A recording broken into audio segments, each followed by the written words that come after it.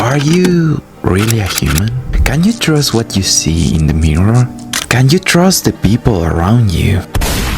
Can you do what's truly necessary to survive in a rotten world like this? From the moment we wake up, get dressed, work, and go to sleep, there is a terrifying pattern. We are no different from animals that can't even comprehend their own existence. They fear, they suffer, they cry. Every single day, we face masks. Masks we have been building throughout our entire life just to avoid the terrifying weight of loneliness. Masks that everyone around you wears too, even the people you trust the most. And who wouldn't? We do all of this out of pure survival instincts. What's strange is that we still claim to know someone we trust, and we fall easily into the lies of someone who looks friendly or familiar. But the truth is, there is no way to know who's who when everyone is pretending to be something else. We live surrounded by appearances, fake smiles, half-truths, empty gestures.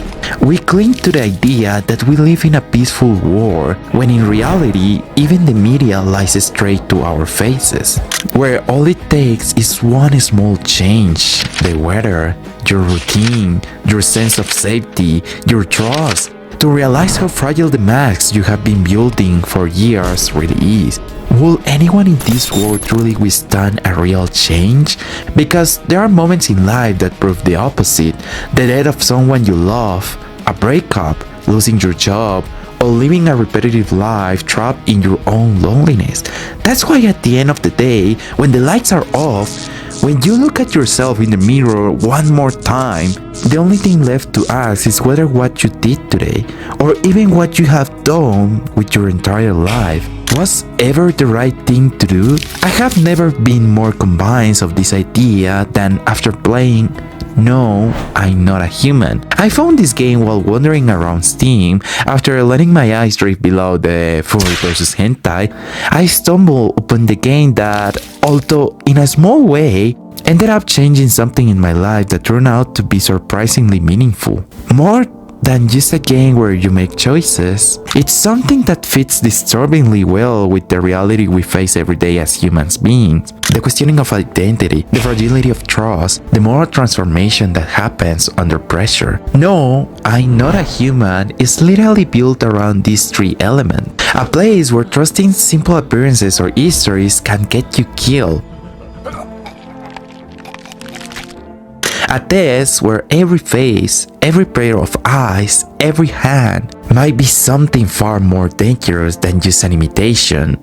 In this world, the very concept of human identity cracks apart.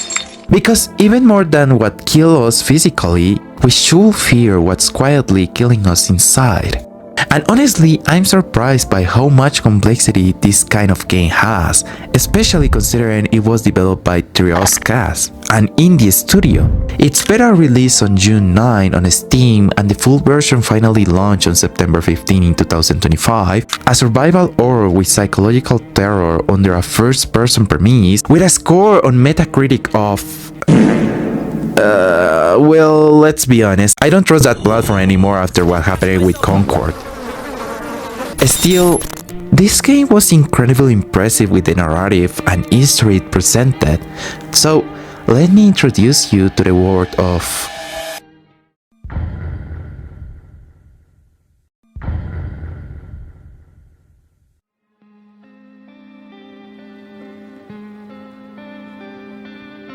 From the very beginning, we are introduced to a world that seems fairly normal, narrated throughout the perspective of our neighbor. He's a friendly man with a daughter returning from a family trip. He explains they came back earlier than expected because the heat outside had become unbearable. From the start, the game already gives us hints of what's coming, with posters showing unnatural white teeth, and a door displaying two suns, one of them being a disturbingly warped copy of the other. This is where we enter the history as the protagonist, a reclusive, solitary man who avoids the outside world at all costs.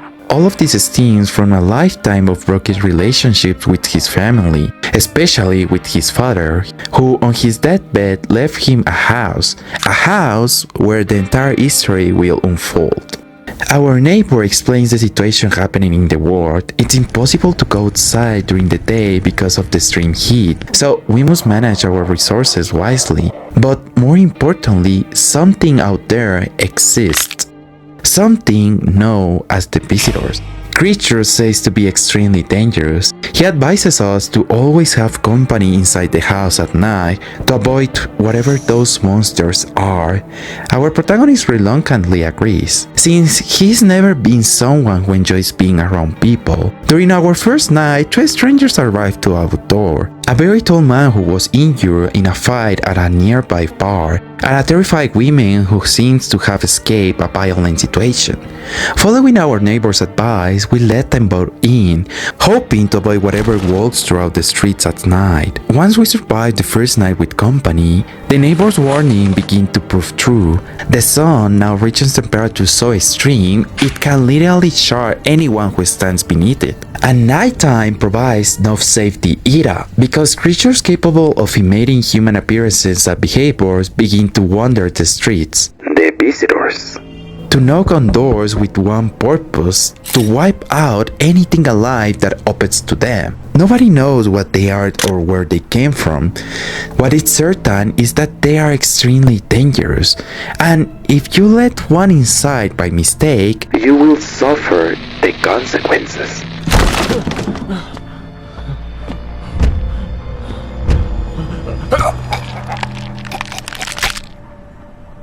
The core of the game is to distrust. You never know who is truly human, and you are forced to keep the people inside your home, making difficult decisions just to stay alive, even when it's the last thing you want.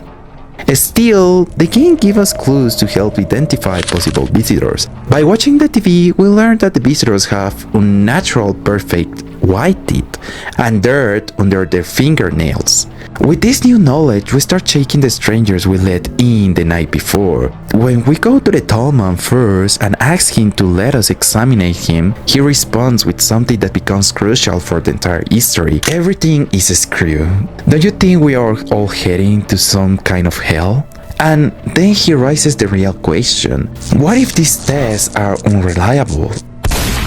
White teeth? Maybe the person just went to the dentist. Dirt under the nails? Maybe they work in gardening. This part really makes you reflect, especially considering what I mentioned earlier. In the history where there are ads everywhere promising perfect white teeth, because somewhere between the fear of being killed and the desire to eliminate this species, we might end up killing countless innocent people along the way.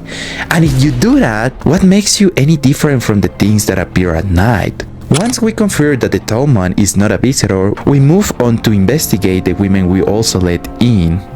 From the very beginning, she shows fear, anxiety, and clear physical injuries. If we choose to ask her for more details about what happened, she tells us, returning home one evening, she found her roommate completely motionless in the room. Before she could process what was happening, these men looked at her, hitting her and injuring her entire body. She only managed to escape by pure luck. If you decide to stick her out of empathy, she begins to lose her mind. She constantly fears not knowing what she is. She insists that the only thing waiting for both of you is death. And seconds later, she admits she's a visitor. What's important here is that she also feels. She feels pain, she feels despair, she feels sadness, and even fear. So what makes killing this creature any different from killing a human? And yet, you still have to do it, right? As the nights go on, more strangers will appear at your door, all claiming to be harmless humans with good intentions. But you must always remember, if you make a mistake, you risk letting death walk right into your home. And if you ignore an innocent person, their blood is on your hands too. And if you decide to do nothing at all, the consequences fall on you anyway. This game never lets you escape these moral burdens.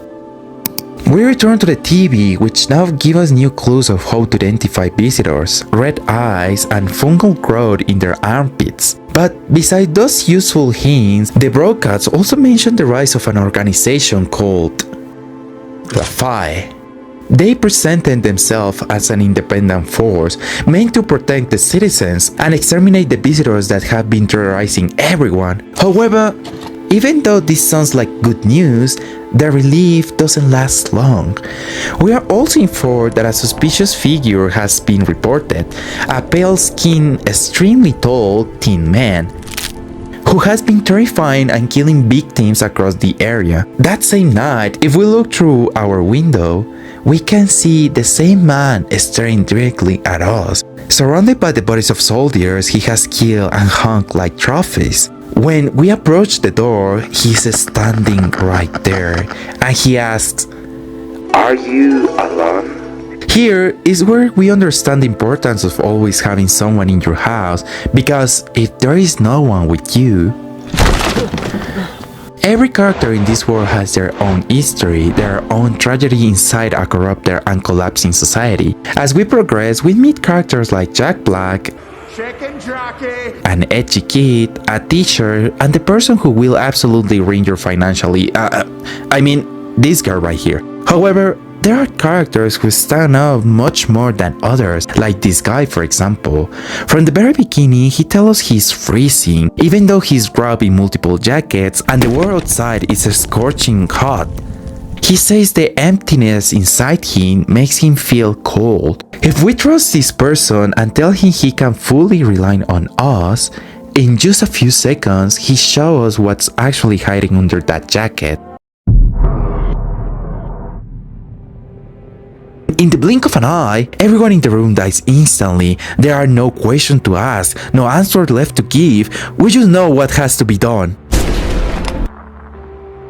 And yet, sincerely, even up to this point in the game, I can still say that although the visitors are dangerous, there is still some good inside them. After all, even this girl seemed regretful, thinking that maybe this time, by revealing who she really was, things could turn out differently. But sometimes, even when we try to do the right thing, we still end up hurting others. During the night, a fortune teller will also show up, a person who claims to see the future thanks to lessons taught by his master.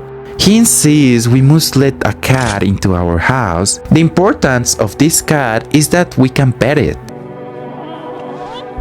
Or of course, feed it. And when you feed it, a message appears telling us that the cat has given us one of its lives, which means death cannot enter our home that night. Nobody can die after you feed the cat.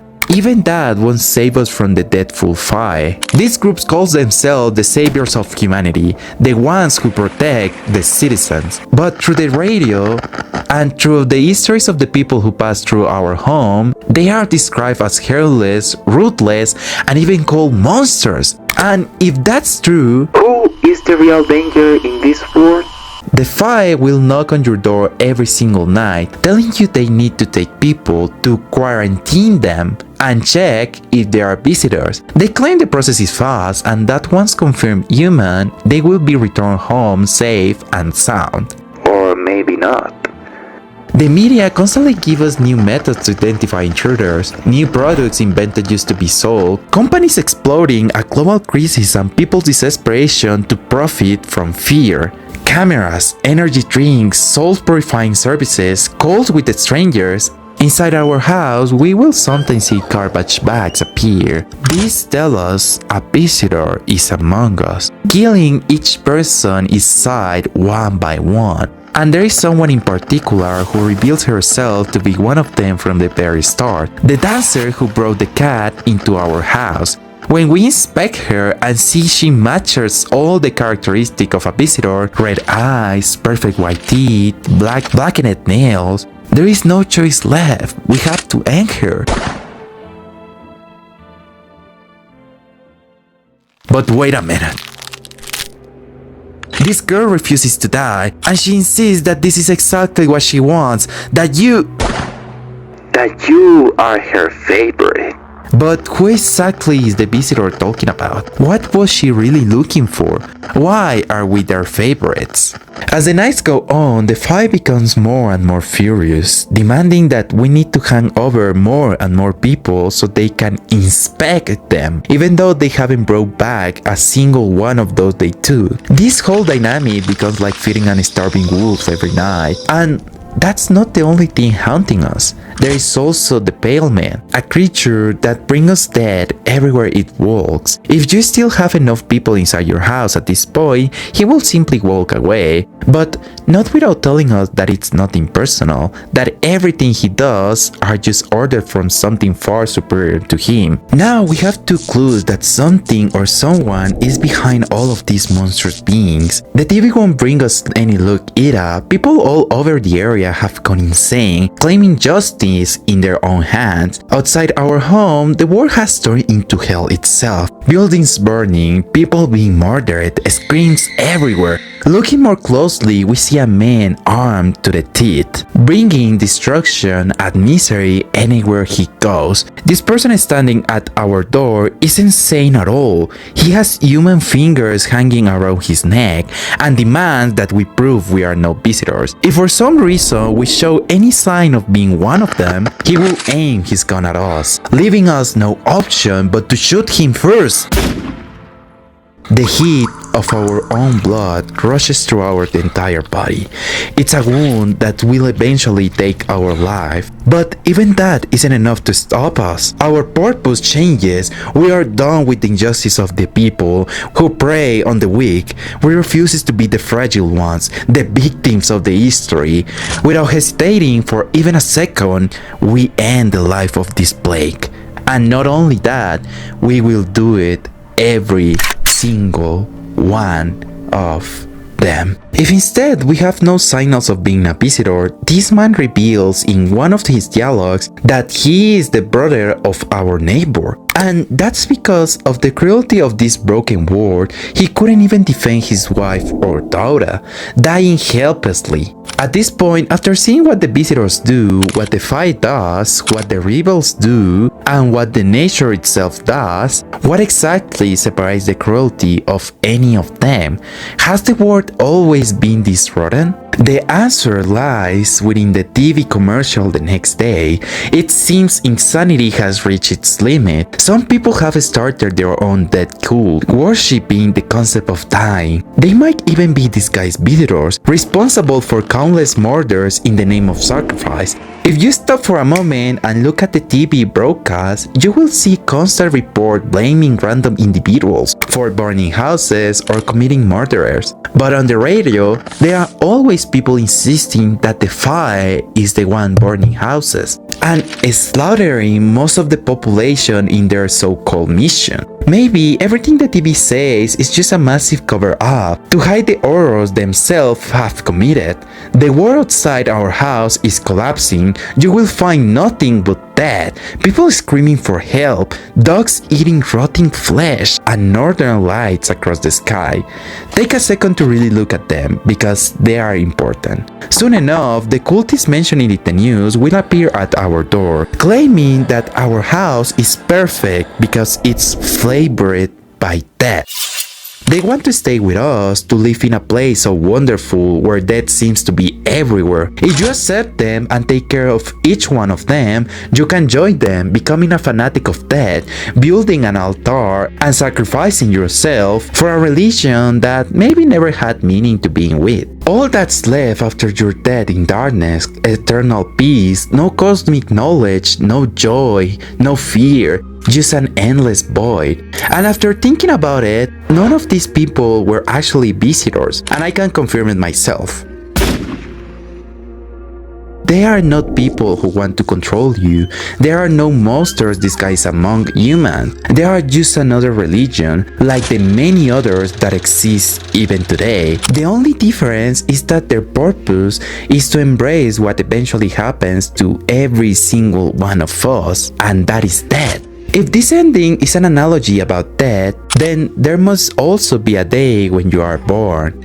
And they can give us an ending where we bring life.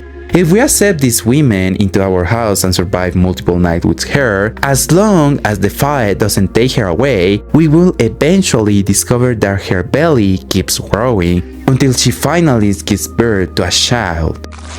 The uncertain truth is that this bat is cursed, born with visitor blood. Once the baby is out in the open, feeding on dog's milk, both the people and the cultists will reach with the pure horror, realizing the kind of abomination you have allowed to be born into this world. The baby is dragged away, treated as something beyond human understanding. Is this child's salvation or the doom of everyone? You become the messiah of a new world, a world where all of this might finally come to an end. And without even having time to think about it, you end up crucified, blamed for the chaos you have brought. Madness has won, and there is no salvation left standing.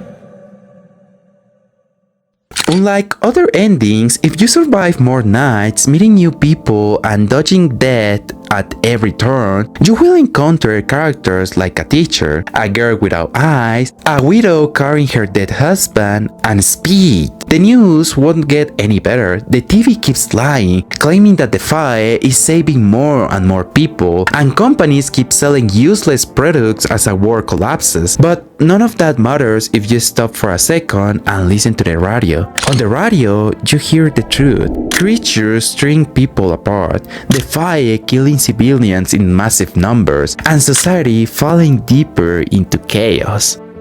Not just because of the visitors, but because of its own people. And it's not only the radio that confirms how rotten this world is.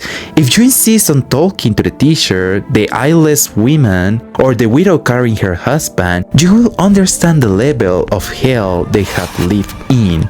The teacher, for example, tells us she escaped a building where she was hiding with her student. During an inspection, the fire suspected one child might be infected, and their solution was to burn down the entire place, killing not just the infected child, but every single kid inside. That kind of guilt isn't something anyone can survive. It isn't something a human mind can carry. If we talk to the widow, she reveals that the dead body she carried was the corpse of her husband that she retrieved from a fire morgue. They told her it was just a routine checkup, that he would be returned safe and sound. The same history as always. After days of hearing nothing, she went to the fire facility herself, only to find him among piles of bodies. She took him back and walked all the way to our home. What is power? Who decides who deserves to live? The true evil is supposed to be the visitors. Yet, the humans in this world have caused far more suffering than the beasts we blame. And at one point, if you collaborate with certain characters, the fire will offer you a place in their team, promises of being a savior, or making a lot of money if you accept. You quickly realize the entire organization is a sham. Heroes who hide behind the excuse of saving humanity while killing anyone they want, people who lose lives as easily as they take them. You are the real monster. Even so, there is something far more powerful and far more sinister in this war. Something so terrifying that people would rather sacrifice themselves or lose all hope. A creature so dark and evil that it devours corpses, kills anything in its path, and leaves only horror behind. We can confirm its existence throughout the women without eyes. She tells us she once saw a creature drenched in bloodlust, slaughtering every person it encountered. The image was so horrifying that she refuses to describe it, because she had to tear her own eyes out just to erase what she saw. And even knowing that this image will haunt her for the rest of her life, even after ripping out her own eyes, she would rather stop living altogether. The poles are melting. The government is no longer relevant compared to the power of the fight. Everything is against you. Nothing has gone right for you. After seeing all of this, you would rather end it. You start killing everyone who comes to your door without thinking. You become the lunatic of the neighborhood. Your very existence becomes a danger to everyone, so they prefer to get rid of you, leaving you out in the daylight to be burned alive by the sun before letting themselves be the next ones to fall. If you manage to resist the madness and stop killing people blindly, you can gather your things, open the basement door, and head to the shelter with those you allowed inside. But if even one person turned out to be a visitor, they won't hesitate for a single second. They will eliminate you on the spot. On the other hand, if everything goes as you hope, and everyone with you was truly human, you will survive with them for months in the basement, until you finally receive a radio signal. The planet's temperature is dropping. Soon, it will be safe to go outside during the day. It's one of the first good pieces of news in the whole game. And yet, the protagonist still isn't happy.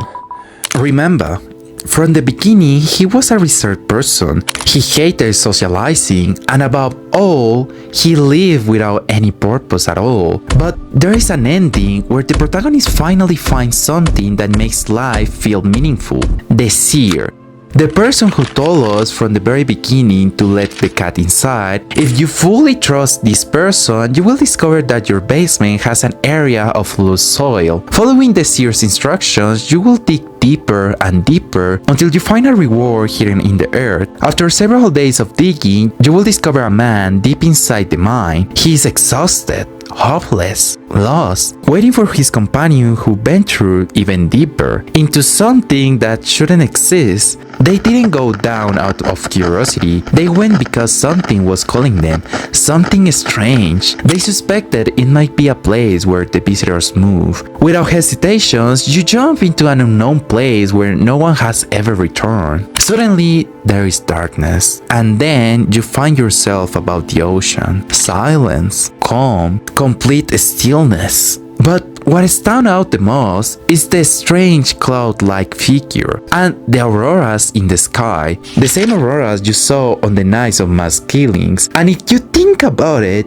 it makes perfect sense. You're looking at death itself. Although it's never confirmed that death created the visitor to wipe out the entire life on the surface, the most logical theory is that they came from the fungal origin. It's implied in one of the endings and by the traits of the visitors during the inspections. But personally, I prefer to believe the visitors are something beyond comprehension, that something far greater commands them. They mention death is coming soon for all of us, and that they will make sure that the prophecy is fulfilled. Some characters even say you are the favorite of this higher entity, and this entity can even change the conditions of the planet itself. You can't trust anything you see in the game because the explanation behind everything is simply supernatural. Meeting death right below your house is the most logical twist of all. No matter which path you choose or what decision you make, every single one of them eventually leads to your death. The visitors obsess over you. The cultist says your house is death's favorite place. The well keeps sweeping creatures and whispering voices. Your house was always the center of every catastrophe because death was always right beneath your feet. The truth of this history is not that the visitors are the true villains or that they are monsters created beyond the description. The truth is that everything was always destined to happen. People killing each other, organization abusing power, individuals calling themselves saviors, companies exploding, global crises without a shred of empathy, media lying. Nothing you do matters because death will always win and claim what belongs to it. And when you finally confront death to get answers, it doesn't punish you with an instant ending. Instead, it rewards you for reaching this far. As you walk back to your empty house, a place where time doesn't exist, where chaos, war, peace, and love no longer have meaning, you can finally focus solely on yourself and accept what you were from the beginning. You are alone.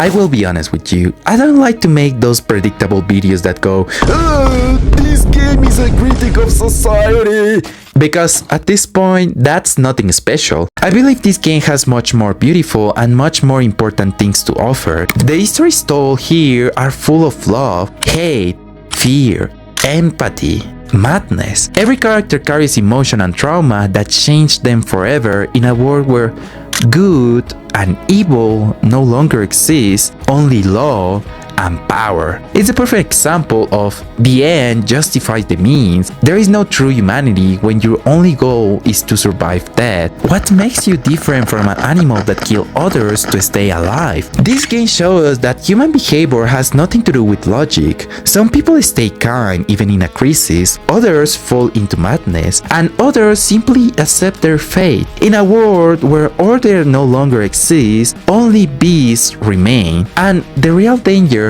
isn't only the visitors. A human being can lie, betray, and kill just as easily as any monster. The thin line between every creature in this world is the mask we put on to survive, while pretending to be something we are not. We work jobs we hate, fake happiness while drawing into sadness, and behind every deep love, there is always the shadow of hate. And the true enemy was never the visitors, but the ones we carry within ourselves. To me, that was the real message of no, I'm not a human. But I want to ask you, what did all of this mean to you? Which ending makes you the most sense? Which characters impacted you the most? I am a Latino, and this was